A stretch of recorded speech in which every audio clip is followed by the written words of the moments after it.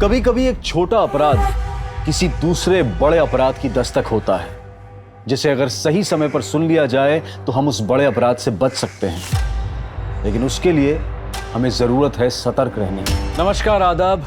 Crime petrol सतर्क के आज के एपिसोड में मैं अनूप सोनी आप सबका स्वागत करता हूं। आज के एपिसोड में हम देखेंगे कि कैसे लोग दूसरों का इस्तेमाल करके अपनी जिंदगी की जरूरतों को पूरा करना चाहते हैं, कैसे अपने स्वार्थ और लालच को अपना हथियार बनाकर न सिर्फ दूसरों की जिंदगी बर्बाद करते हैं, बल्कि खुद भी एक ऐसे दलदल में फंस जाते हैं जहां से निकल पाना उनके लिए मुश्किल हो जाता है और अंत में रह जाता है तो सिर्फ एक पछतावा कि काश हमने ऐसा ना किया होता।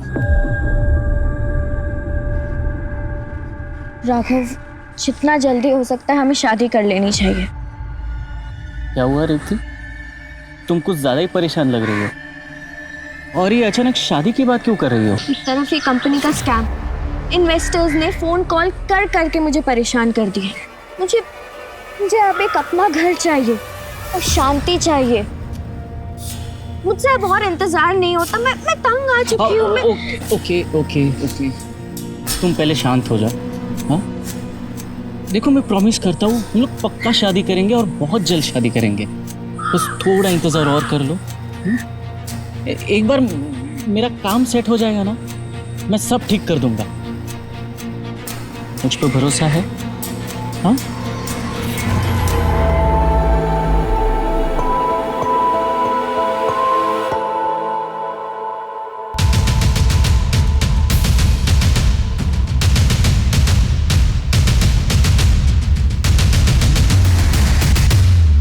रेवती कौन है? जी, मैं ही हूँ रेवती। आपको हमारे साथ पुलिस स्टेशन चलना होगा इंक्वायरी के लिए। जी बिल्कुल। हाँ ठीक है, मैं पहुंच गई हूँ। तुम खा के मुझे मैसेज करो। नहीं बेटा, हमने एक बार मना कर दिया ना। I call you back in lunch. Ma'am, Revati आई है। देखो, अगर तुम वाकई में जानती हो कि कंपनी का मालिक कहाँ है तो बता दो। ये बाहर जितने भी इन्वेस्टर्स बैठे हैं ना, सबके सब गुस्सा है और जब तक उन्हें अपना पैसा नहीं मिलेगा वो तुम्हें इसी तरह तंग करते रहेंगे। मैम, मैं सच कह रही हूँ। मैं नहीं जानती कि वो लोग कहाँ गए हैं, लेकिन हाँ, अगर मुझे कहीं से भी पता चलता है कहाँ है वो लोग तो मैं आप लोगों को आके सबसे पहले बता दूंगी। लेकिन प्लीज़ आप लोग मुझे इस इन्वेस्टर से बचा लीजिए। ये लोग मुझे रोज फ़ोन करके परेशान कर रहे हैं। ठीक है महेंद्र, ये बाहर काफी लोगों की भीड़ है, इसे पीछे वाले रास्ते से छोड़ दो। Yes ma'am, please. Thank you ma'am.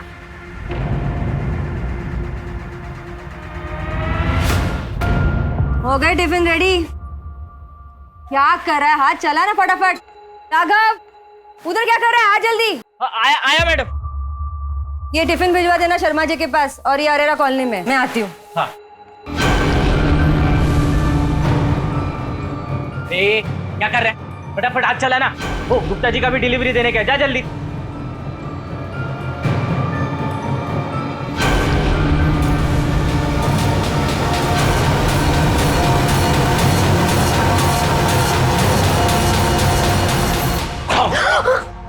Raghav, तुमने मुझे डरा ही दिया।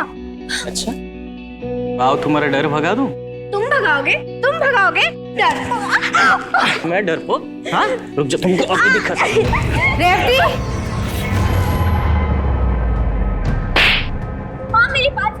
निकल यहाँ से कमीने, निकल जा यहाँ से। मुझ पे इतना भरोसा किया मैंने। इसकी कोई गलती नहीं है हमारी। मैडम, मैं रेवती से बहुत प्यार करता हूँ, बहुत कुछ। प्यार करता है इससे? एक बात कान खोल के सुन ले, मेरी बेटी के बारे में सोचना भी मत। दोबारा अगर यहाँ दिखा ना तो मुझसे बुरा कोई नहीं होगा। जान ले लूंगी मैं तुम्हारी। निकल जा यहाँ से, निकल यहाँ से।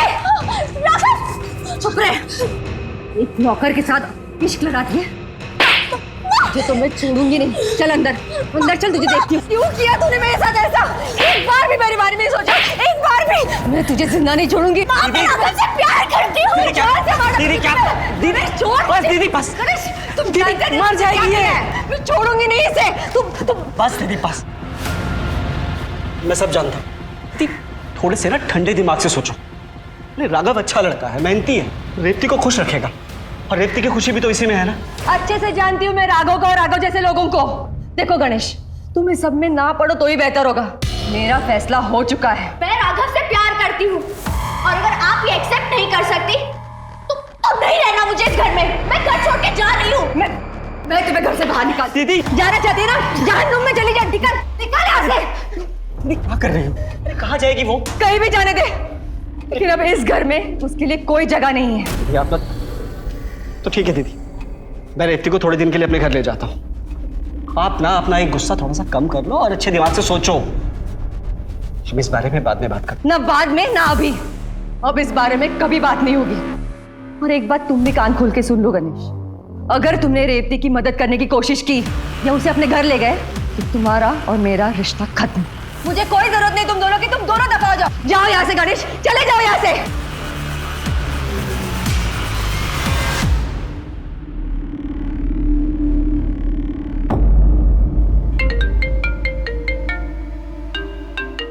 एक्सक्यूज। हाँ सुमन, मैं एक जरूरी मीटिंग में हूँ, खत्म होने के बाद निकल पाऊँ। अरे पहुँचते पहुँचते सुबह हो जाएगी। हाँ तुम मेरा इंतजार मत करो, खाना खा लो और सो जाओ, ठीक है? बाय। कितनी सफाई से अपनी बीवी से झूठ बोल लेते। सच कहूँ सावित्री, तुम्हें अपनी पत्नी बना ना पाने का मलाल मुझे जिंदगी भर रहेगा। विवेक, औरत की जिंदगी में दो रिश्ते बहुत मायने रखते हैं। एक उसके पति का, जो मैं तुम्हें ना पा सकी, और एक उसके बच्चे का, जो मेरा घर छोड़ के चली गई। मैंने तय कर लिया है विवेक कि मैं अपनी सारी प्रॉपर्टी तुम्हारे नाम कर दूंगी।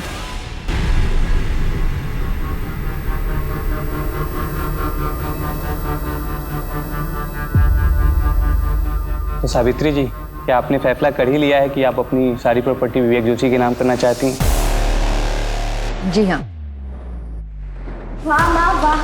हाँ, मुझे लगता है कि आप मेरा ही बाहर जाने का इंतजार कर रही थी। पूरी प्रॉपर्टी अपने बॉयफ्रेंड के नाम कर रहे हो। रेवती, अपनी जुबान को काबू में रख। चलो, एक अच्छी बात हो गई। इतने साल छुप छुप कर मिले तो इसका कुछ तो फायदा हुआ आपको Vivek uncle. Good for you, congratulations. हाँ दीदी अभी सही नहीं कर रही। चुप रहो। तुम दोनों अभी के अभी यहाँ से निकल जाओ। निकल जाओ यहाँ से।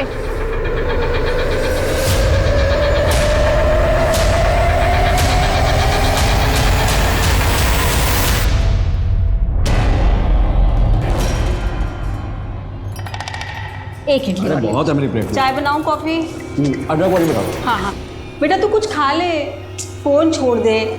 देख, बहाने मत बना।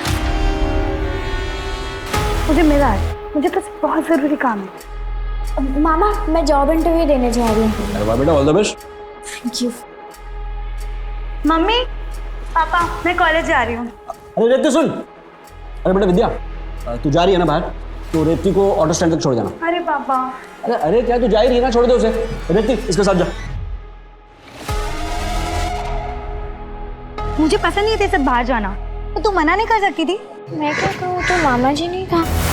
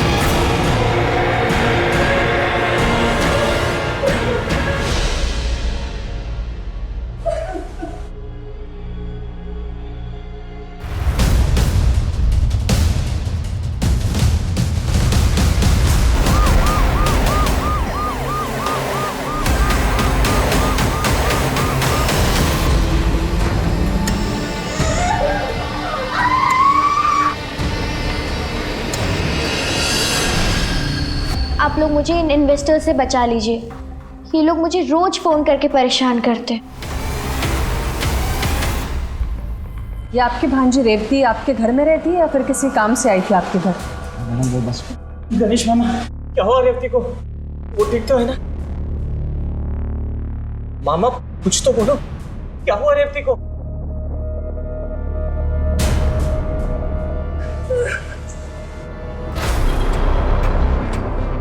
महेंद्र, आसपास अच्छे से चेक करो, देखो कहीं कोई सीसीटीवी लगा हो तो फुटेज निकालो। तब तक मैं लोगों से बात करता हूँ। सर, तुमने अटैकर्स को देखा था?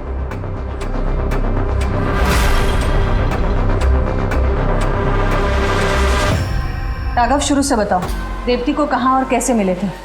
मैडम रेवती की माँ यानी सावित्री मैडम, उनके सावित्री टिफिन सेंटर में मैं काम करता था। पता नहीं कब कैसे मैं और रेवती हम दोनों एक दूसरे को पसंद करने लगे थे। और फिर एक दिन रेवती की माँ यानी सावित्री मैडम ने हम दोनों को साथ में पकड़ लिया और मुझे घर से बाहर निकाल दिया। रेवती भी मेरे पीछे घर से निकल गई और मामा के घर रहने लगी। मैडम उसके बाद मैं सीधा रेवती को लेकर घर आ गया। तो क्या आपने रेवती की माँ को बताया था हादसे के बारे में? जी मैडम, मैंने कॉल किया था पर वो आई नहीं। उन्होंने बोला कि अब उनका किसी से भी कोई भी रिश्ता नहीं है। मेरी बेटी और रेवती कैसे है? I am sorry madam, surgeries के बाद हम रेवती को तो बचा पाए, लेकिन विद्या की श्वास नली जलने के कारण उसने दम तोड़ दिया। I am really sorry.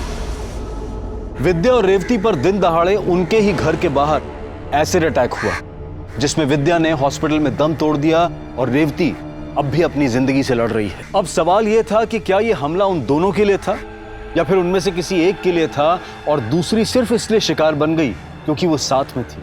पर ऐसा किसने और क्यों किया? क्या वो इनमें से किसी का कोई सरफिरा आशिक था जिसने प्यार में ठुकराए जाने पर ऐसा कदम उठाया था, या फिर यह कोई अंदरूनी मामला था जिसका बदला लेने के लिए अपराध किया गया था? सवाल कई थे और जवाब जानने के लिए पुलिस रेवती की मां से मिली। आपकी बेटी के साथ इतना बड़ा हादसा हो गया, आप उससे मिलने तक नहीं गई? मैडम, मेरी बच्ची 5 साल की थी जब मेरे पति गुजर गए। दिन रात एक करके मेहनत की, जी जान एक लगा के उसे बड़ा किया, सब कुछ सिर्फ उसकी खुशियों के लिए। लेकिन मेरी इतनी मेहनत, मेरा प्यार, मेरा इतना बलिदान, सबके बावजूद उसने उस मामूली इंसान के लिए मुझे छोड़ दिया। ये घर छोड़ के चली गई मैडम। मैडम तभी मुझे लगा कि मेरी सारी तपस्या बेकार है। आपको गुस्सा तो बहुत आया होगा? बहुत गुस्सा आया मैडम, बहुत गुस्सा आया था मुझे। इतना गुस्सा आया कि मैंने तय कर लिया इसका मुंह तक नहीं देखूंगी, मैं अपने जायदाद में से उसे कुछ नहीं दूंगी। लेकिन मैडम, मेरे बच्चे के साथ ऐसा कुछ होगा ये तो मैंने सपने में भी नहीं सोचा था मैडम। एक्सक्यूज मी, आप कहाँ जा रही है? आपके बेटी से मिलने?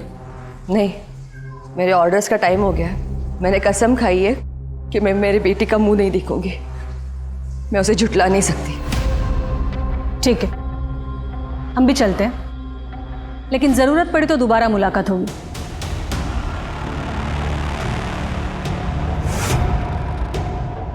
मैम, एक माँ इतनी कठोर कैसे बन सकती है? उन्हें को तो कुछ भी हो सकता है।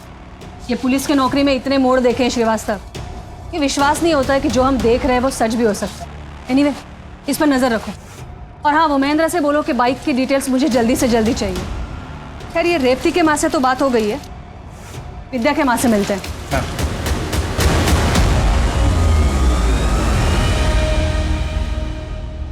सवाल ही पैदा नहीं होता मैडम, मेरी बेटी का कभी किसी से कोई झगड़ा हुआ ही नहीं। वो तो सबकी दुलारी थी।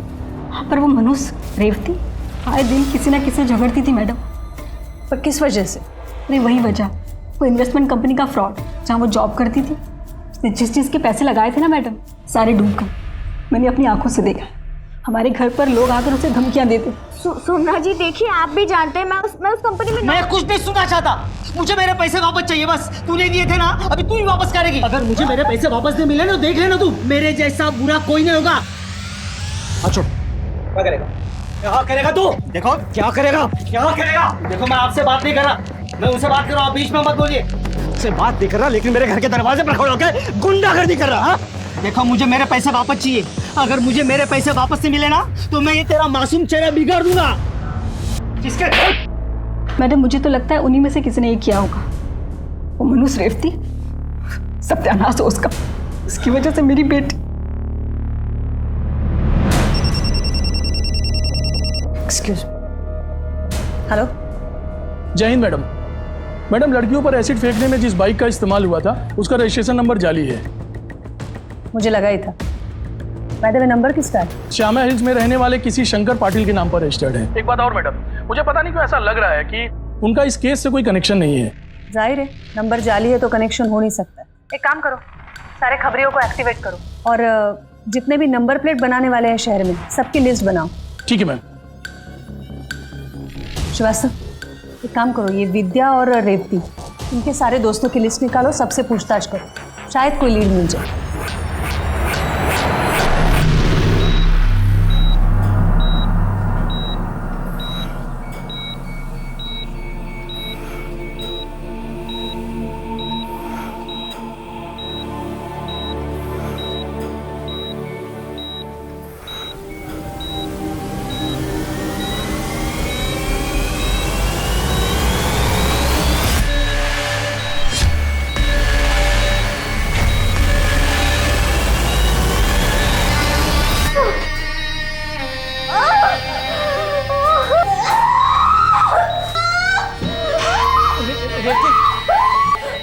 रेवती, क्या हुआ?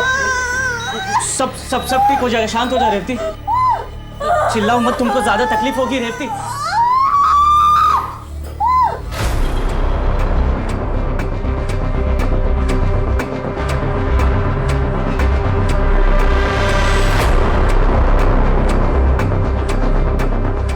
अपना तुम विद्या की बेस्ट फ्रेंड हो। देखो, मैं तुम्हारा दर्द समझ सकता हूँ, लेकिन विद्या पे जिसने भी एसिड अटैक किया है उसे या उन्हें पकड़ने के लिए हमें कुछ जानना बहुत ज़रूरी है। सर, वो अटैक के कुछ दिनों पहले। कॉलेज के बाद क्या प्रोग्राम है तेरा? मेरा कुछ खास नहीं, तू बता अपना।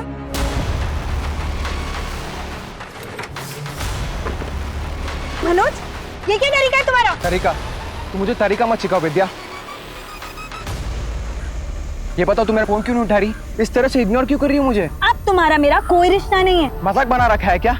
पिछले 3 महीने में नई नई गिफ्ट देते वक्त, पिक्चरें देखते वक्त बड़े नजदीक रिश्ते निभा रही थी मेरे साथ। अब कोई और मिल गया तो मुझे डंप कर दोगी? अभी तक तो सिर्फ डम किया है, ज्यादा बकवास किया ना तो पूरी पब्लिक को बुला के पिटवाऊंगी तुझे। जा, जिसको बुलाने बोला। समझती क्या तू अपना है? मेरा हाथ छोड़ो। किसी को पीटने के लिए आएगी क्या? मुझे छेड़ रहा है। अरे मैंने कुछ नहीं किया। तुम जानती हो उस लड़के को?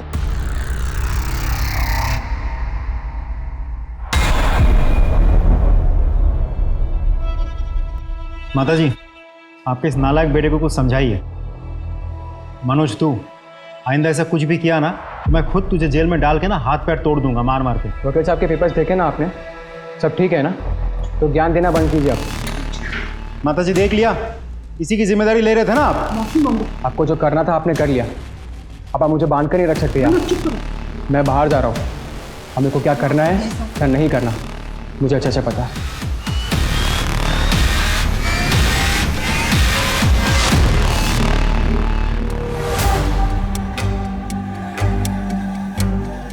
अब तुम्हारा मेरा कोई रिश्ता नहीं है। देखना है क्या कर सकती हूँ।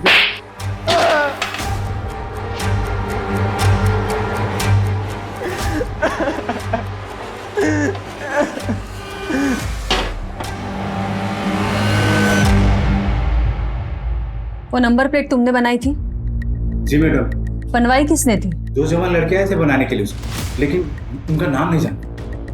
देखोगे तो पहचान जाओगे? कोशिश करूंगा मैडम। ठीक है। रेवती को धमकी देने वाला ऑटो ड्राइवर और विद्या के साथ झगड़ा करने वाला मनोज पोटे दोनों गायब थे।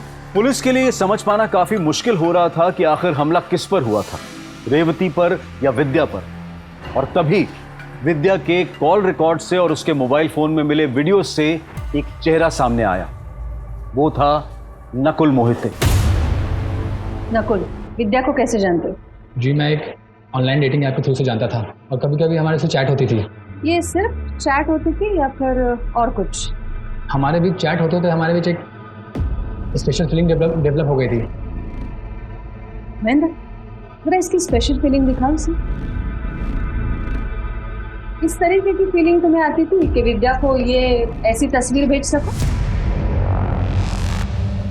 मैडम ये फोटोज। तू बोल आगे।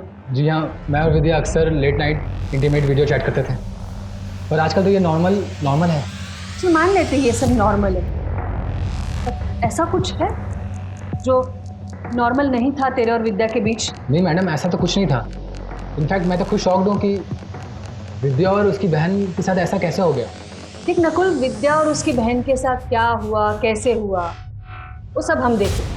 तुझे अगर कुछ पता है तो अभी बोल, ना यहाँ ऐसे शॉक पड़ेंगे, कुछ बोल नहीं पाएगा। मैडम ट्रस्ट मी, मैंने कुछ नहीं किया। इस अटैक के बारे में मुझे कुछ नहीं पता है। विद्या की बहन को तो मैं जानता तक नहीं।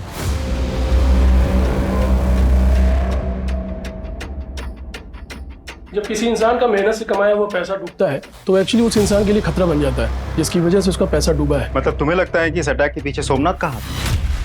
हाँ सर, क्योंकि उसने रेवती का चेहरा बिगाड़ने की धमकी भी दी थी। लेकिन मुझे लगता है कि प्यार में ठुकराया इंसान ज्यादा खतरनाक होता है। यहाँ एक सबसे इंपॉर्टेंट बात है तेजाब। तेजाब से चेहरा जलाने की कोशिश की गई थी madam. Ma'am, crime of passion नहीं तो और क्या हो सकता है? विद्या ने मनोज के प्यार को ठुकराया, उसे लोगों से पिटवाया, जलील किया। इसका एक आफ्टर इफेक्ट तो होना ही था। इसका मतलब है महेंद्र का शक है सोमनाथ पर और तुम्हारा मनोज दुबे पर। लेकिन ये तो तभी साबित होगा जब ये दोनों हमारे हाथ लगेंगे। श्रीवास्तव, एक काम करो, इन दोनों की तस्वीरें अखबार में छपवाओ, सारे खबरियों को काम पर लगाओ। इसकी एक एक डिटेल मुझे चाहिए और जो भी इनकी इंफॉर्मेशन देता है उसे इनाम की घोषणा कर दो। ये दोनों मुझे हर हाल में चाहिए।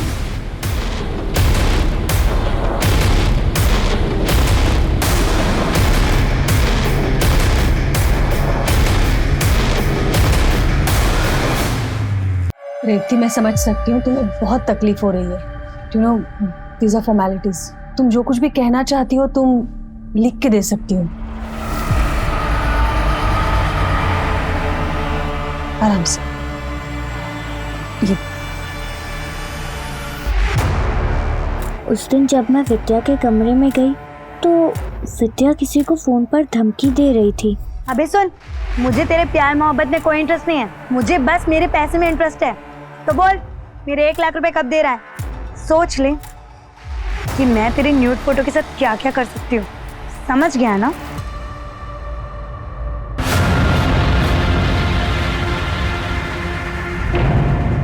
हुआ क्या है, कुछ तो बताइए। और ये क्या ढूंढ रहे हैं आप यहाँ? सर, आप इस तरह हमारे बेटे के कमरे की तलाशी नहीं ले सकते। आपको यहाँ कुछ नहीं मिलेगा। कुछ हुआ है तो प्लीज बताइए आप। सर, ये देखो, कुछ पैसे और पेन ड्राइव। आपने तो कहा था हमें कुछ नहीं मिलेगा, हमें तो बहुत कुछ मिल गया। अब बताएंगे ये पैसे आपके पास कहाँ से आए? आपने ये पैसे विद्या को दिए थे?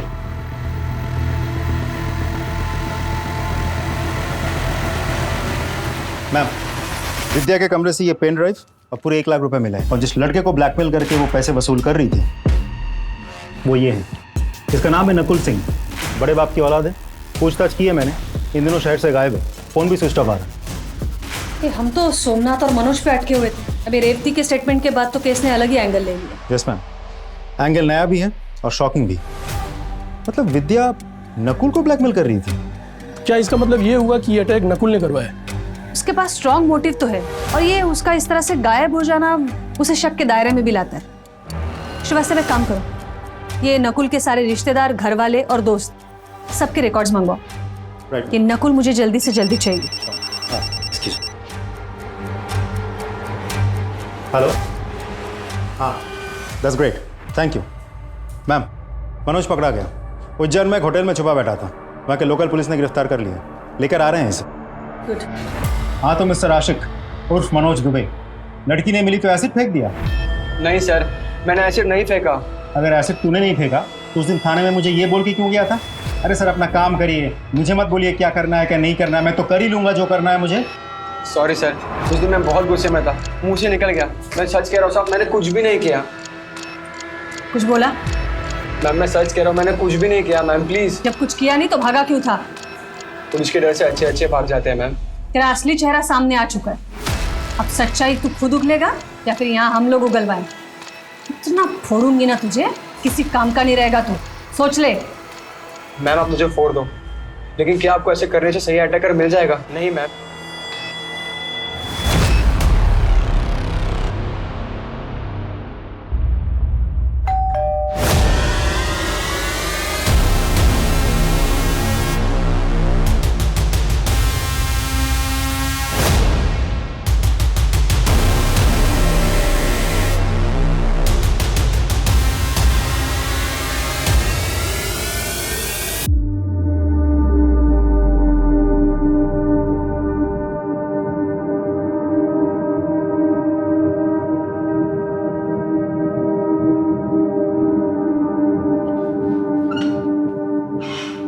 रेवती ठीक तो? देखो क्या दिख रहा था हमारे फोटोज।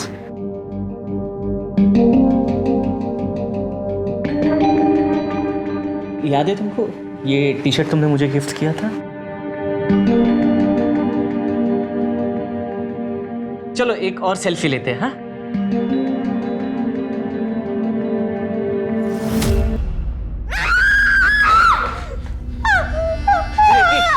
क्या हुआ रेवती?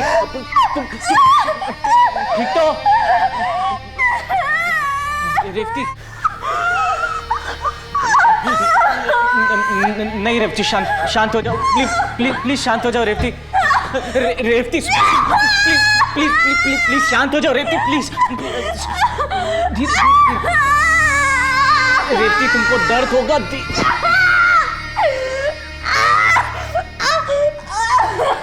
रेवती प्लीज शांत हो जाओ रेवती प्लीज।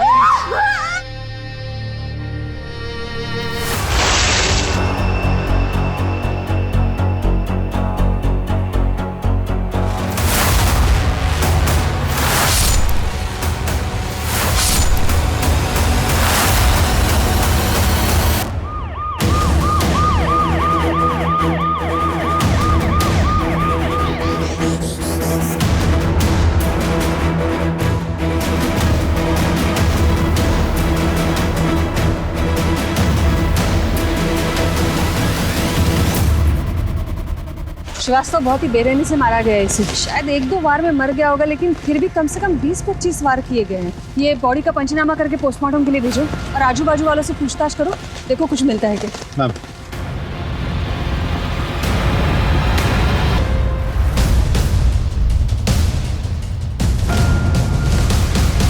क्या गणेश का कत्ल रेवती और विद्या पर हुए एसिड अटैक से जुड़ा हुआ था?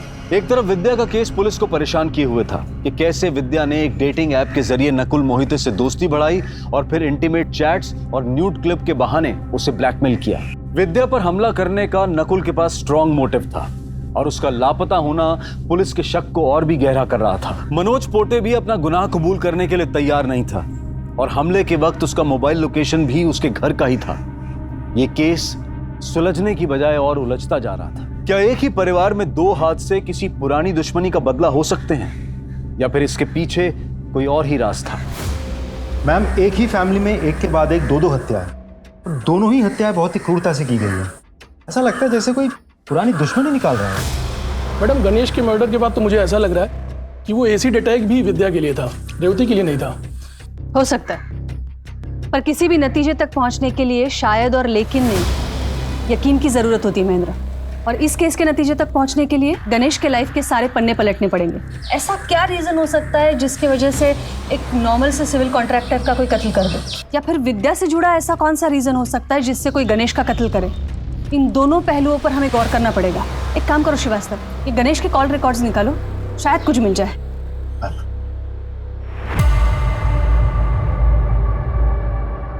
सुधा जी मैं समझ सकती हूँ आप एक गहरे सदमे में हैं, लेकिन फिर भी कातिल को पकड़ने के लिए ये पूछताछ करना बहुत ज़रूरी है।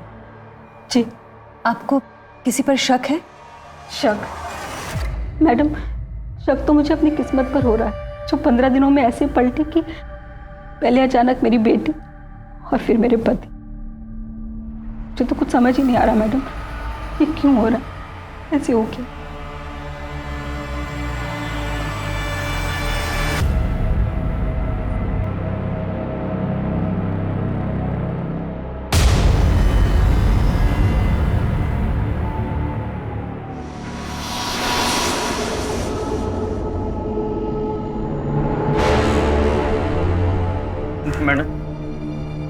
मैं जानता हूँ कि आप हम दोनों को यहाँ देखकर खुश नहीं हैं, लेकिन रेवती के लिए ये बहुत ही मुश्किल समय है।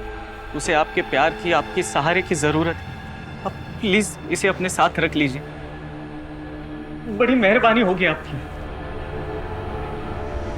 और मैंने सुना है कि माँ का दिल बहुत बड़ा होता है, अपने बच्चों की गलतियों को माफ कर देती।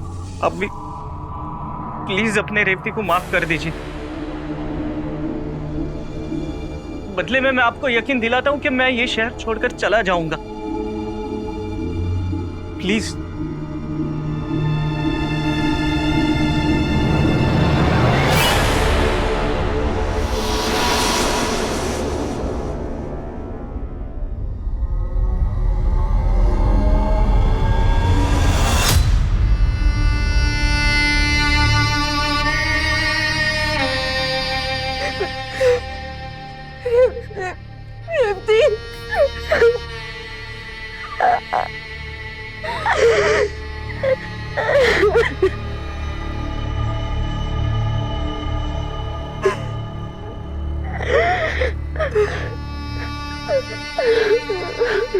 राघव, शादी करोगे मेरे रेवती से?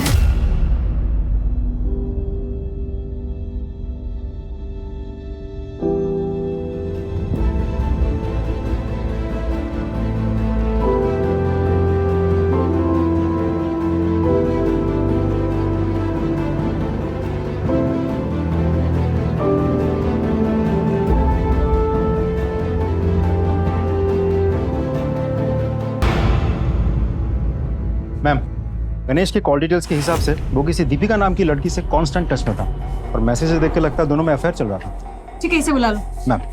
मैम वो मुझे अपनी सहेली की शादी में मिला था और फिर हमें पहली नज़र में एक दूसरे से प्यार हो गया। उसके बाद हम एक दूसरे से मिलने लगे।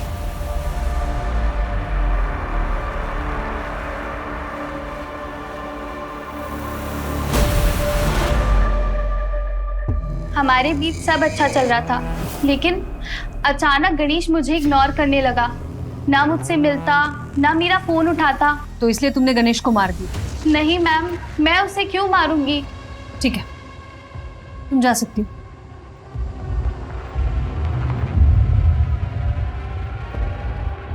मैम, गणेश की ऑटोप्सी रिपोर्ट आ गई है, लेकिन इस रिपोर्ट से एक शॉकिंग बात सामने आई है। कौन सी? मैम, गणेश के खाने में जहर भी मिलाया गया था। मैम, गणेश की ऑटोप्सी रिपोर्ट आ गई है, लेकिन इस रिपोर्ट से एक शॉकिंग बात सामने आई है। कौन सी? मैम, गणेश के खाने में जहर भी मिलाया गया था। इसका मतलब है वो जब घर से खाना खा के निकला था तभी उसे जहर दिया गया था।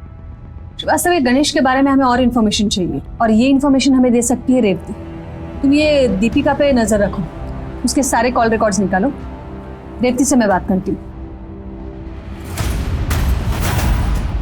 महेश मामा को हेल्थ प्रॉब्लम्स थी, उनका लिवर जवाब दे चुका था, इसीलिए उनको बाहर का खाना मना था।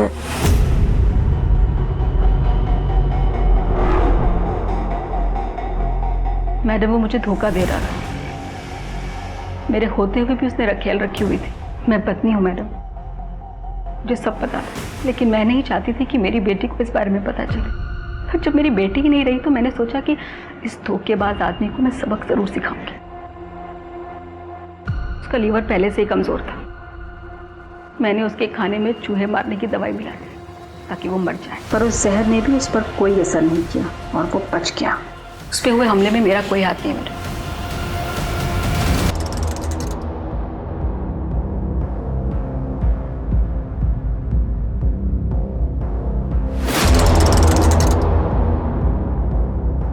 बाइक चाय देना।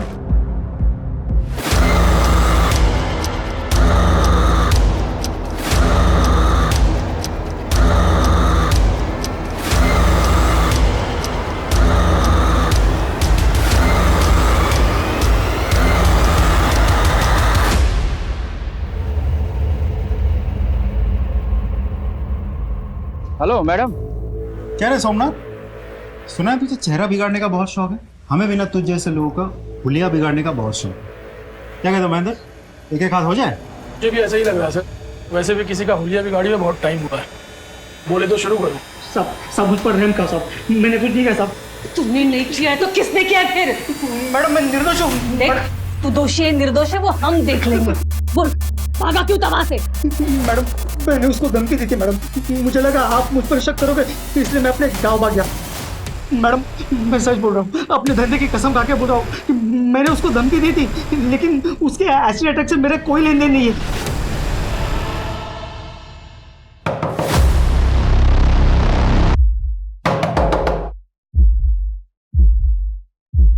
सोमनाथ जी आप? तुम्हें क्या लगा? हाँ, तुम अपनी माँ का घर छोड़कर यहाँ छुप जाओगी तो मैं तुझे ढूंढ नहीं पाऊंगा। देखिए ऐसी बात नहीं है, मैं तो यहाँ पर। मुझे कुछ नहीं सुना, मैंने तुम्हारे कहने पर पैसे लगाए, मुझे मेरे पैसे वापस चाहिए। सोमनाथ जी देखिए, आप भी जानते हैं मैं उस कंपनी में। मैं कुछ नहीं सुनना चाहता, मुझे मेरे पैसे वापस चाहिए बस। तूने दिए थे ना, अभी तू ही वापस करेगी। अगर मुझे मेरे पैसे वापस नहीं मिले ना, तो देख लेना तू, मेरे जैसा बुरा कोई नहीं होगा। हाँ छोड़, क्या करेगा? क्या करेगा तू? देखो क्या करेगा, क्या करेगा? देखो मैं आपसे बात नहीं कर रहा, मैं उनसे बात कर रहा हूँ, बीच में मत बोलिए। मुझसे बात नहीं कर रहा, लेकिन मेरे घर के दरवाजे पर खड़े होकर गुंडागर्दी कर रहा है। देखो मुझे मेरे पैसे वापस चाहिए, अगर मुझे मेरे पैसे वापस नहीं मिले ना तो मैं ये तेरा मासूम चेहरा बिगाड़ दूंगा। मैडम आप ही सोचो ना, अगर मैं ऐसे करूंगा तो मेरा पैसा कैसे वापस मिलेगा? मैडम ये मैंने नहीं किया मैडम, किसी और ने किया मैडम। श्रीवास्तव जब तक बोलता नहीं है ना, कूटो इसको। जी जी जरूर, yes sir. Jain sir, yup बोलो। मैम दीपिका के कॉल रिकॉर्ड्स आ गए हैं। दीपिका किसी नासिर अंसारी से काफ़ी टच में है। ये नासिर अंसारी दीपिका का क्लोज फ्रेंड लगता है। इन दिनों दोनों में घंटों बातचीत होती है लेट नाइट तक। और कुछ? यस मैम, गणेश भी नासिर अंसारी से रेगुलर टच में था। उसने अंसारी के अकाउंट में पैसे भी ट्रांसफर किए थे। इंटरेस्टिंग। ये अंसारी को तुम पकड़ो, दीपिका से मैं बात करती हूँ। मैम नासिर और गणेश एक दूसरे को जानते थे? तो क्या तुम्हें ये बात पता नहीं थी? नहीं मैम, मैं नहीं जानती थी। ये अंसारी को तुम कैसे जानती हो? बोलो। अफेयर चल रहा था। फिर तो वो गणेश के साथ है। हाँ, वो गणेश के इग्नोरेंस के बाद मेरी मुलाकात नासिर से हुई। उसकी बातें जैसी मेरे दिल को एक सुकून देने लगी और हमारी मुलाकात प्यार में बदल गई। गणेश जानता था ये सब?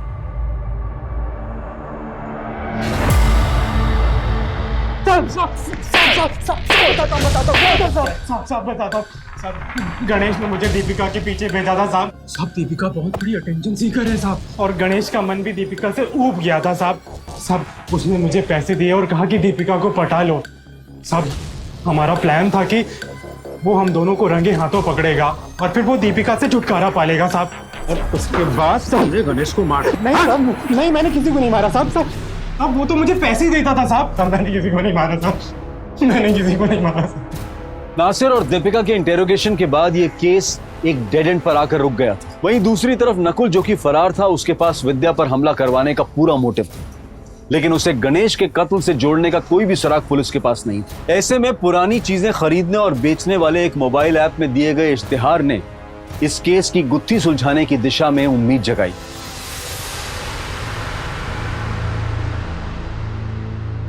मैम साइबर सेल से खबर मिली है कि किसी ने शंकर पाटिल की सेम बाइक नंबर का ऐड दिया है एक ऐप में जो एसिड अटैक में इस्तेमाल हुई थी। कॉन्टैक्ट डिटेल्स है? Yes ma'am. कॉल लगा। हेलो, हाँ भाई, तूने जो बाइक का ऐड दिया था ना ऐप में, उसी सिलसिले में फ़ोन किया था। अच्छा सुन, मुझे मनीष नगर सिग्नल के बगल में मिली। ओके डन भाई।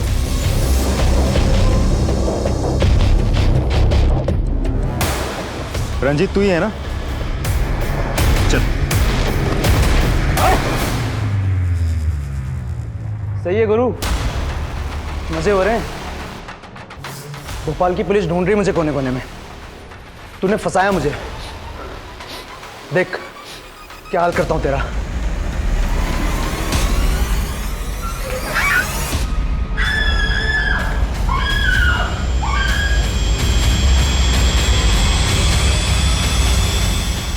क्या हुआ? देवती डोंट वरी, एसिड नहीं है वो, पानी है। यही राघव का असली चेहरा है। यही है वो जिसने तुम्हारा चेहरा खराब किया है। वैसे तो हम पुलिस वालों को ड्रामेबाजी बिल्कुल पसंद नहीं है, पर तुम्हारी आंखें खोलने के लिए ये सब करना पड़ा।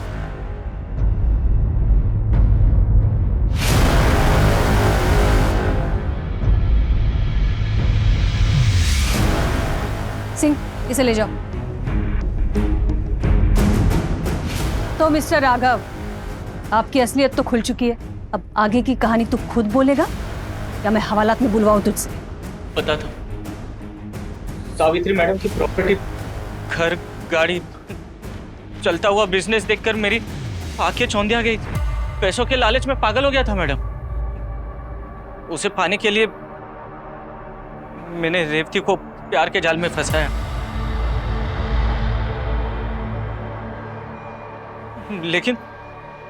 लेकिन सावित्री मैडम ने मेरे को रिजेक्ट कर दिया, मेरी बेइज्जती की, मेरी औकात दिखाई। मैं गुस्से से तिलमिला गया था, लेकिन नहीं, मैंने गुस्से में जोश नहीं खोया, होश से काम लिया और एक सॉलिड प्लान बनाया। कैसा प्लान? रेवती के चेहरे पे एसिड फेंकने का प्लान। उससे फिर कोई शादी नहीं करता, इसलिए मैंने अपने इस दोस्त रंजीत के साथ एसिड फेंकने का प्लान बनाया। मेरा प्लान सक्सेसफुल हो ही गया था, लेकिन गणेश ने बाइक देख ली। उसने मुझे फोन करके धमकाया। मैं समझ गया था कि ये प्रॉब्लम बन सकता है, इसलिए मैंने उसे मिलने के लिए बुलाया था।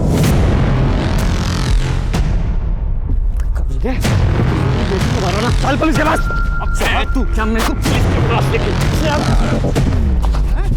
बचेगा तब पुलिस के पास।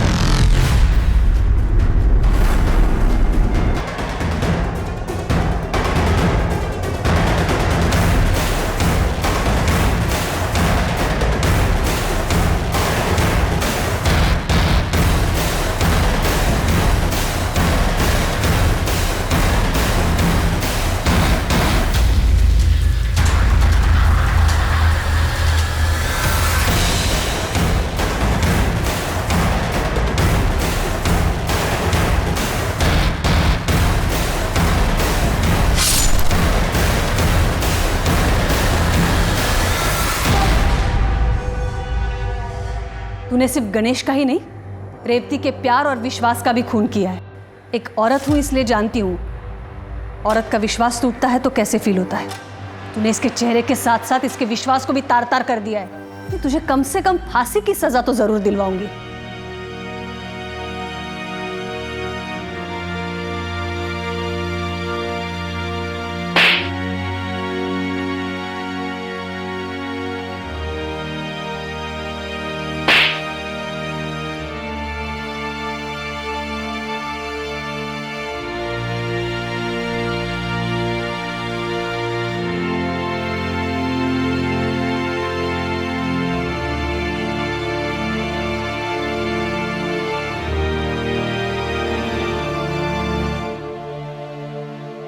लालच एक ऐसे जुर्म की दस्तक है जो इंसान के सोचने समझने की शक्ति को छीनकर उसे हैवान बना देती है। प्यार अगर लालच और स्वार्थ की भावना से किया जाए तो वो अपने साथ एक जुर्म की दस्तक लेकर आता है। जैसे इस केस में राघव के लालच ने 3 मासूम जिंदगियों को बर्बाद कर दिया और उसके आसपास के लोगों को इस सोचने पर मजबूर कर दिया कि काश वो वक्त रहते राघव के लालच को पहचान लेते। अगर वो उस दस्तक को सुन लेते तो विद्या उस एसिड अटैक में अपनी जान न गंवाती, रेवती उस एसिड अटैक का शिकार ना होती और शायद गणेश भी आज जिंदा होता। विद्या ने अपने शौक और लालच के कारण मोबाइल फोन जैसे साधन से, जो कि हमारी सहूलियत के लिए बना है और हमारे लिए ज्ञान के दरवाजे भी खोलता है, उससे विद्या ने अपने लिए जुर्म का दरवाजा खोला। उसने डेटिंग ऐप के जरिए नकुल को फंसाकर उसे ब्लैकमेल किया। हालांकि बाद में नकुल ने सरेंडर करके पुलिस को बताया कि वो डर और बदनामी की वजह से गायब हो गया था। जुर्म का रास्ता हमें सिर्फ और सिर्फ तबाही की तरफ लेकर जाता है। हमें सतर्क रहना है और उससे बचना है। अब मैं अनूप सोनी आपसे विदा लेता हूं। फिर मुलाकात होगी क्राइम पेट्रोल सतर्क में एक और नए केस के साथ।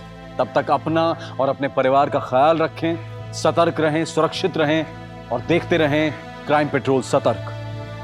जय हिंद।